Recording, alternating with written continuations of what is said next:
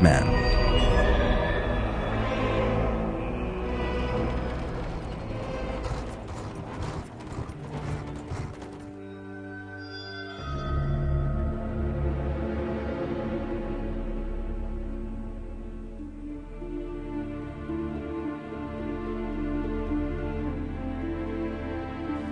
In the film From Hell, a secret meeting of Masons of the time was reenacted.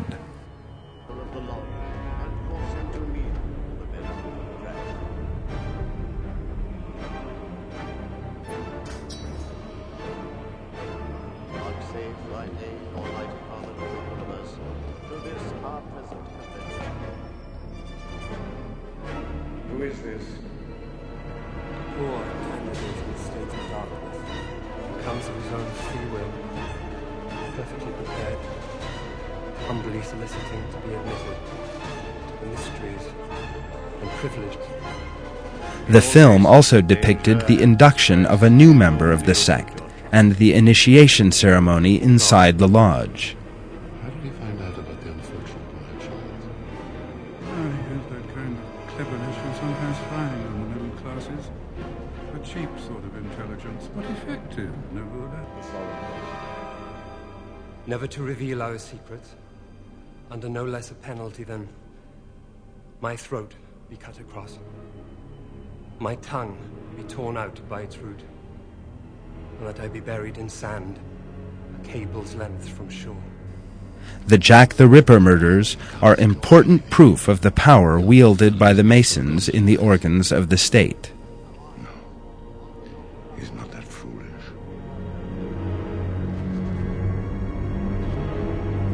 Let the brother receive the light.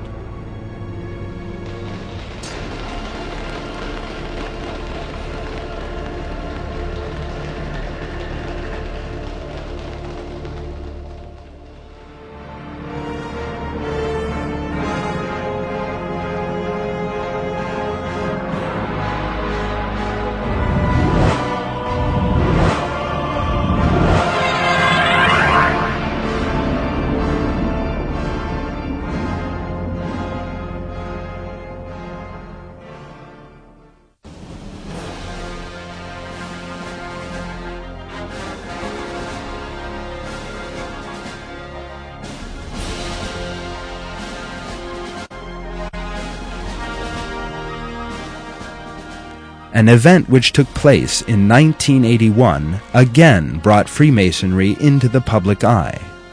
Police officials conducting an investigation in Italy obtained a list of members of the Propaganda du Masonic Lodge, P2 for short. That list contained the names of senior civil servants, the police chiefs of 4 large Italian cities, industrialists, financiers, the editors of a famous newspaper, and TV stars. The name at the top of the list was that of Licio Gelli.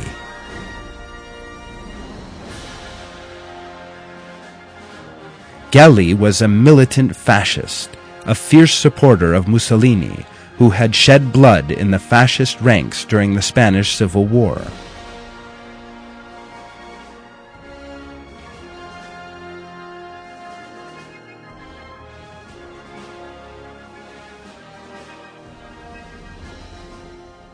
He was now Grand Master of the P2 Lodge. The investigators revealed that the lodge played a major role in the running of the state, was involved in a large part of the corruption in Italy, and even that it was the most powerful arm of the Italian mafia. P2 was the main player in a number of bombings and assassinations, and enjoyed close relations with the famous Gladio organization.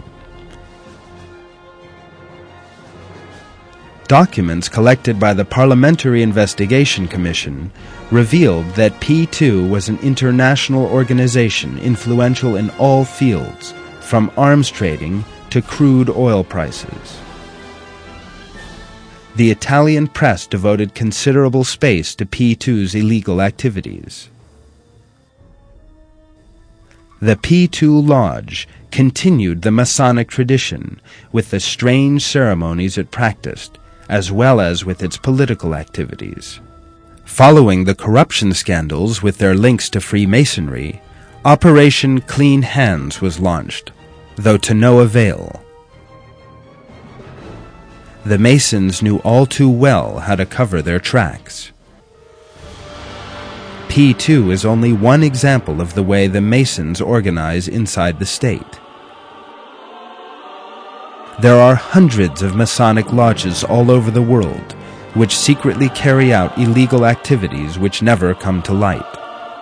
The ultimate aim of all these is the ideal of Masonic world domination, which they have inherited from the Templars.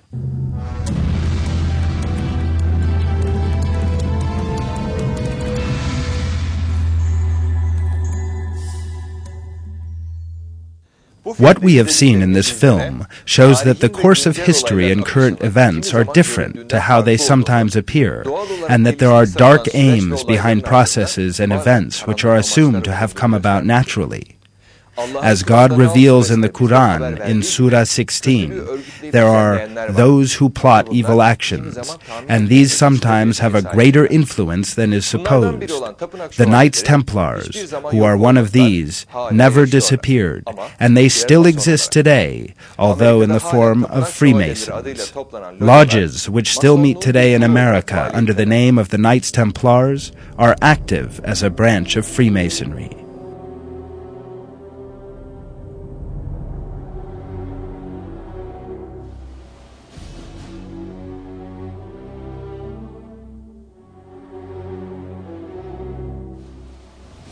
The Templars, who go under different names and guises, but who all act with the same aim in mind, are trying to change the direction of the world in line with their own interests by increasing their own power.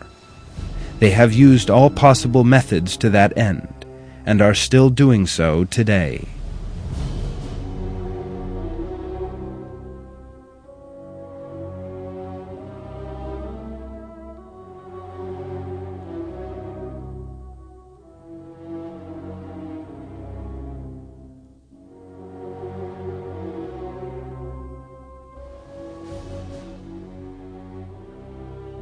The fundamental objective of the activities they pursue under the name of Freemasonry is to spread the outdated materialist philosophy they have inherited from pagan beliefs by doing away with the divine religions.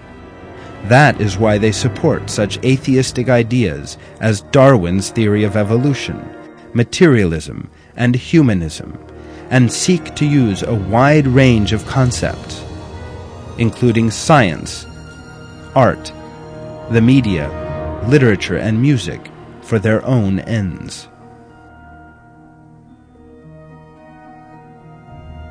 In the Quran, God describes those who oppose the true religion and proper moral values as corrupters, and describes their end thus: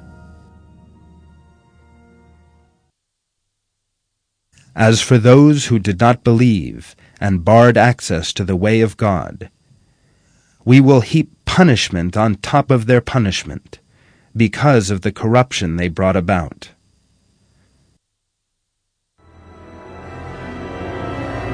The duty of all people of good conscience, in the face of such dark forces which organize corruption and wage a systematic campaign against religion and believers, is to engage in an intellectual struggle.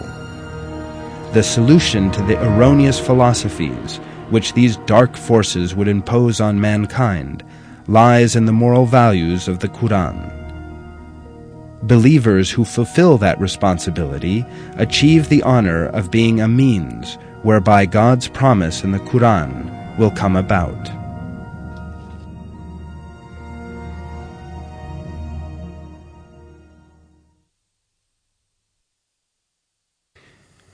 Rather, we hurl the truth against falsehood, and it cuts right through it, and it vanishes clean away. Woe without end for you for what you portray.